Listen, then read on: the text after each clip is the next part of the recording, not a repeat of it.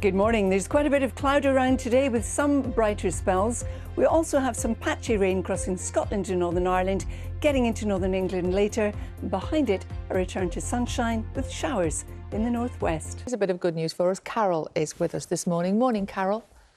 Good morning, Sal and John. Good morning to you too. Working from home, that kind of thing.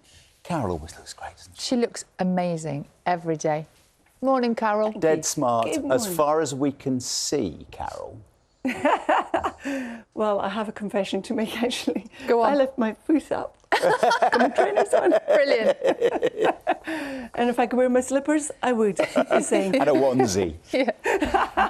Absolutely, and a hot water bottle. Actually, you don't need a hot water bottle this morning because it is quite a mild start to the day. Good morning to you.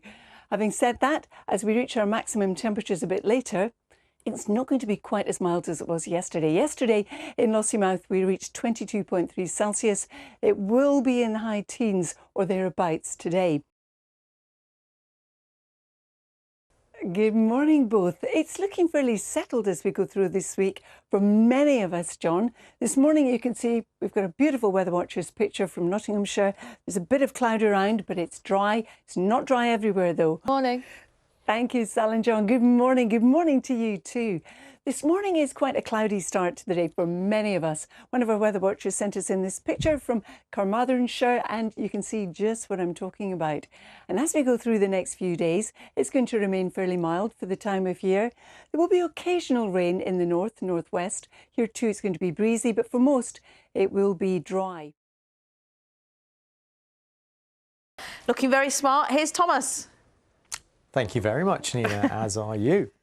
Some interesting cloud formations in the last day or so. This is from the last 24 hours. Altocumulus lenticularis illuminated by the low sun angle. And a beautiful moon expected tonight, apparently, Kate? Yes, I'll get to that in a moment. We haven't quite got the clear skies we'd like for that moon, but again, I'll talk about that in a minute. We haven't got the clear skies today. Unlike yesterday, we had loads of sunshine. Today, it's looking a little more like this, but so far it has stayed dry. Now, that supermoon we were talking about, it's the harvest moon or the hunter moon. You get double bubble today with that. It's the first supermoon of 2025. It rises around 6:20, but you just notice that cloud on the map. It's still going to be around as we head into the evening, but a few breaks Of rain, but through the course of this evening, that cloud will shift a little bit southwards. So when it does so, I think the best conditions will be across Scotland, and it's a supermoon. Hello again. I hope you had a super day. What a photo. It definitely needs a caption, doesn't it? Good luck coming up with one.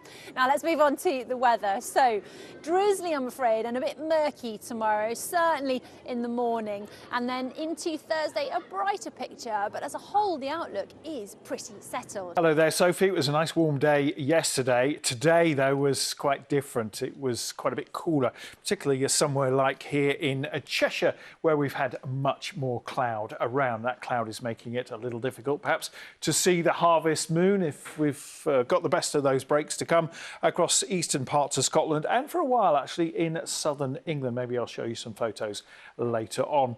And it feels like a calm week, or shouldn't I have said that? No, it does actually, which is exactly what we needed after the weekend and Storm Amy. So yes, it has been quite calm. Now today we didn't quite have the wall-to-wall sunshine that we had yesterday. It was largely cloudy, interspersed with a few breaks in those clouds. So we did see just glimpses of sunshine. Now it's all eyes to the sky this evening. It is the first supermoon of 2025.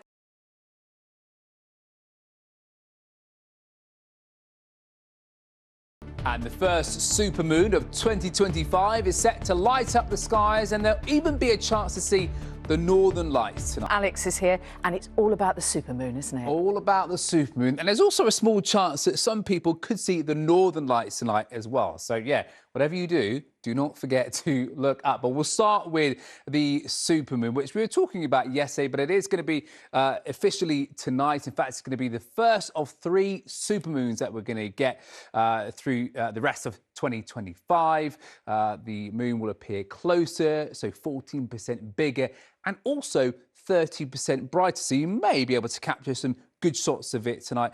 particularly if you're pretty handy with your phone or perhaps a good old proper camera.